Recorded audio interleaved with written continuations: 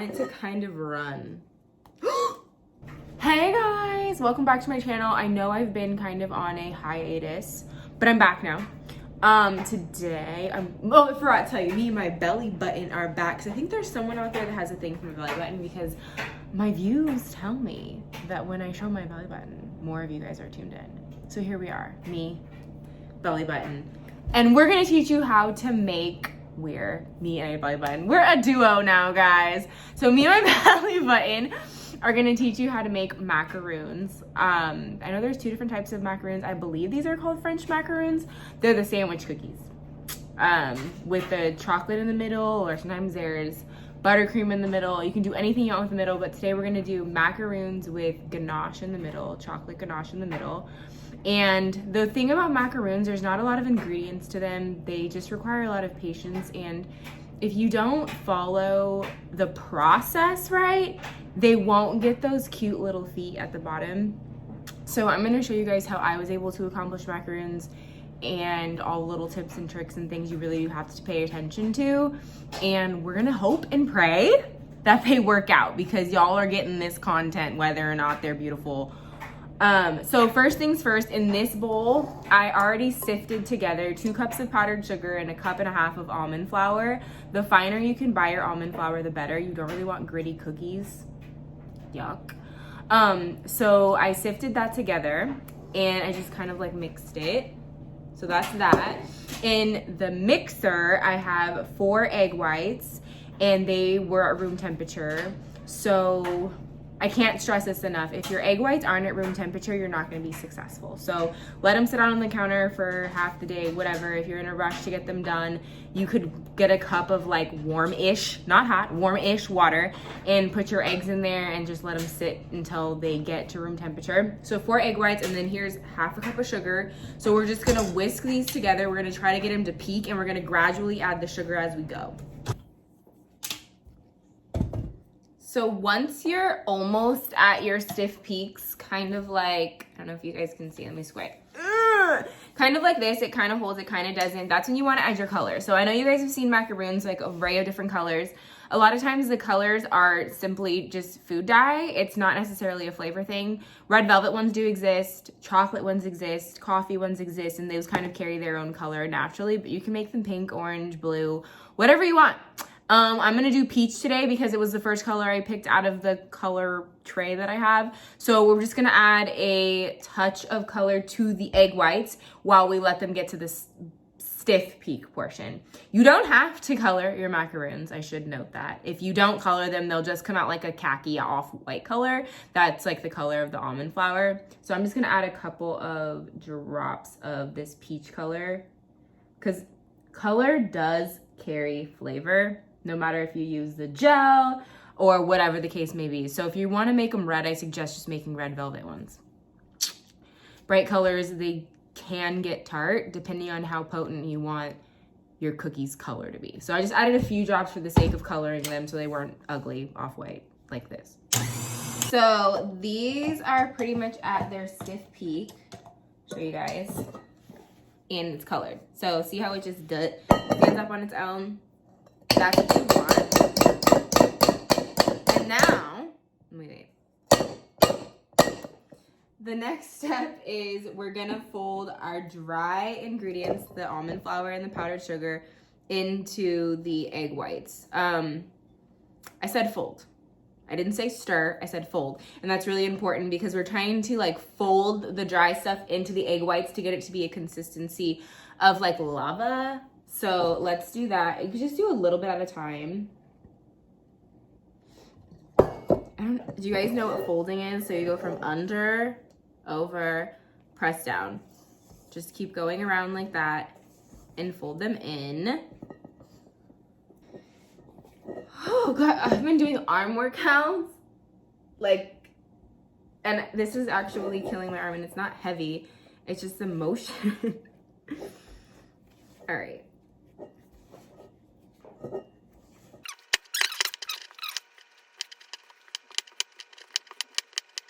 Going.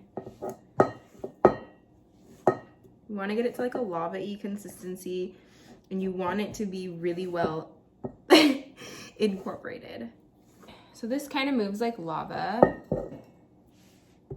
It's slow, but it goes. And that's kind of what we want. So we have our batter done.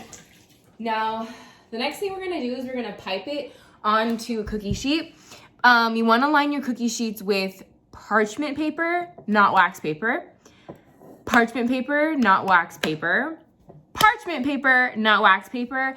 I don't really know the differences. I just know if you use wax paper, you've just screwed yourself. So thank me later. I suggest buying the parchment paper like this that has like the squares included because we're making macaroons. So to make one, you need 2 halves, and we want to try to get our cookies to be like pretty equal in size, and these guides are really helpful in doing that. So when you sandwich them together, you don't have like, you know, 5 cookies you can't use because they're just the sizes are all off. So definitely line your cookie sheet with parchment paper, not wax paper.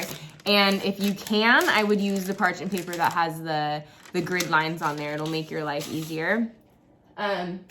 We'll fill up a piping bag with just a regular tip, no star, nothing, just a regular round tip. And that's what we're gonna use to put them onto our cookie sheet. So cookie sheet already has parchment paper on there. I'm gonna fill up this bag with our macaroon batter, our slow moving lava,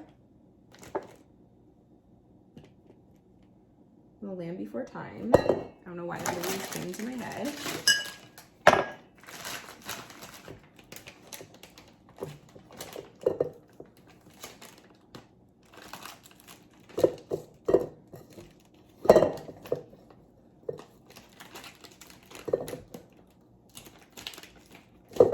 I'm kind of sad that I dropped part of that on the counter. I mean, these weren't going anywhere specific, but when y'all make these, you'll realize almond flour ain't cheap. For like a regular schmegular-ish size bag, it's like 11 bucks. And I dropped it on my counter. Okay, anyways. Is pipe them. They're gonna spread, so don't like fill up your squares. Just kind of like 3/4 of the way fill up your square. So you'll just pipe down and pull up. And I would go every other square for now. Like some people will they'll put the thing, they'll go 1, 2, up, 1, 2, up, 1, 2, up. Whatever works for you. Just figure out a way to make sure your cookies are somewhat all the same size. They kind of look like dollops. They have little dollops on the top. I hope I don't ruin this. So we have to bang them on the counter. So just like twice, bang them on the counter. And you're gonna have to do that with each of your sheets or however many cookie sheets you end up with. Up, drop it. And not only do you have to do that to get the air out and to make them flat cookies, but they have to form a skin. Why? I don't know. But what you have to do with these is you need to, for the next half an hour, what I'm gonna do is I'm gonna, every few minutes, I'm gonna go over to my sheets and I'm gonna slap them on the counter. I'm just gonna, and in 30 minutes, I'm gonna check on them again to make sure that if I touch them, they have like a skin to them. I don't know how to pronounce it, but you'll touch it and it won't be like, you won't see that. It'll just be like your finger. So that's the goal with the next half an hour. So 30 minutes, let them form a skin. Every few minutes, tap them on the counter. And in the meantime, in between time, while that 30 minutes is going on, we'll work on our filling because that also needs its own chill time. So the filling is ganache, which is basically like, how would you describe it? Like melted chocolate that's kind of firmed up. So not buttercream, it's just chocolate and cream basically. So how you do that is, this is 8 ounces of chocolate. I did weigh it, I do have a scale. Just cause I don't know, I follow recipes, I guess. I don't know. 8 ounces of chocolate. This is semi-sweet Ghirardelli chocolate. You can do milk chocolate, you can do dark chocolate. However you want your cookies to taste, go ahead and do that. Live your life. Live your life. So this is semi-sweet chocolate. So all we're gonna do now is I have some cream on my stove and we're gonna pour this easy enough. And we're gonna mix it in until it's melted. And then we're gonna add 4 tablespoons of butter. Again, I don't know, I'm not the person who really cares, salted or unsalted. So whatever you got in your 4 tablespoons of butter. And because the cream is hot, the butter is gonna melt. Once this is smooth, we're just gonna put it in the refrigerator for like half an hour because we need it cool, 1, and 2, it has to be thicker than this. In order to put it in between 2 cookies and make it a sandwich. Like, have you ever had a runny Oreo? No. So we're gonna take our time with this. We're gonna mix this in until the butter is no longer a chunk. And then put it in the refrigerator for like half an hour. And then we'll continue to, I have like 20 more minutes left on my cookie banging and my skin forming. So we'll just wait it out. But that's basically all you gotta do to make ganache. 8 ounces of chocolate, a cup of warm, hot, heavy cream, and then 4 tablespoons of butter. But per usual, I will leave a lengthy description in the description box and you can choose whether or not you follow it, but you heard it here first. All right, y'all. This is what they look like after 30 minutes and tapping them on the counter every so often. When I touch them, nothing comes off on my finger, and that's exactly what we want. So next thing you're gonna do now is bake them anywhere between 310 and 320. You may have to play with your oven settings because I know mine specifically, I have to bake mine at 310 for about 15 minutes until they kind of start to rise and you see the little feet. I don't suggest baking both pans at the same time. I suggest breaking them up. So 310, about 15 minutes, you'll start to see the feet 1 pan at a time. First pan came out of the oven. And I just want to show you guys how easy they are to pop off of the parchment paper. So if you like pick up a corner of the parchment paper, they literally just come right off. And this is what they look like. We have our feet. Which side's my camera? We have our feet and they rose. They're flat on the top, just as they should be. So now you're just gonna pick them off and put them all on a rack to dry, not dry, to cool. And the other tray that I made is in the oven now. So once that one finishes baking, I'll just take them off and add them to the cooling rack, let them cool. Oh, another thing that you wanna do is you wanna start pairing them together. So you wanna find 2 cookies that go together like that.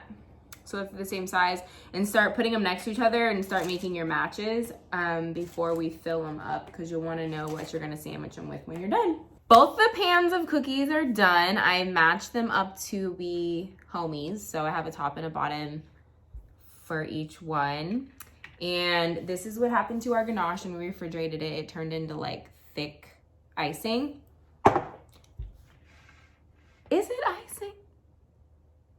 It turned into like a thick filling. There we go. So we're gonna fill it with the same exact no design piping tip that we did to actually create the cookies. Oh, full disclosure. So I was doing dishes during the 30 minutes of like them getting their skin and I dropped one on here. I guess that'll be my tester one. So all you have to do is take the top off of one, fill it like this, and put the top back on it, and boom, sandwich cookie done. They're all filled up, and I guess the one I'll try, they're so cute. Perfect little sandwich cookie. Yes! Okay, anyways, enough being silly. Here's the one that I broke when I dropped my dishes on it. But I bet you it's still gonna taste good. And it does. It's like a macaroon. So you can leave these out to firm them up so you can pack them. Of course, I ate it right away because I am. But you can leave them on your counter, put them in something airtight to seal them. You can pop them in the refrigerator, whatever you want to do. There's nothing perishable in them, so it's not like it's gonna spoil. Do you live your life? Macaroons, pretty foolproof, I think. Just the things I say to do in this particular video, I don't suggest you shortcut them. From the sifting to the room temperature egg whites to the parchment paper, they're all there for a reason. I don't know why, but I just know every time I follow those steps direct, like to the T, and take the time to let them sit on the counter and bang the bubbles out, etc., etc. Whenever I follow that stuff to the T, they come out perfect.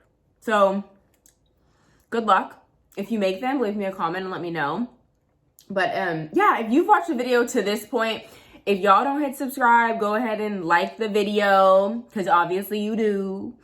And let's be friends and let me know what you want to see more of. But until next time, I wish you a very, very, very happy new year, maybe.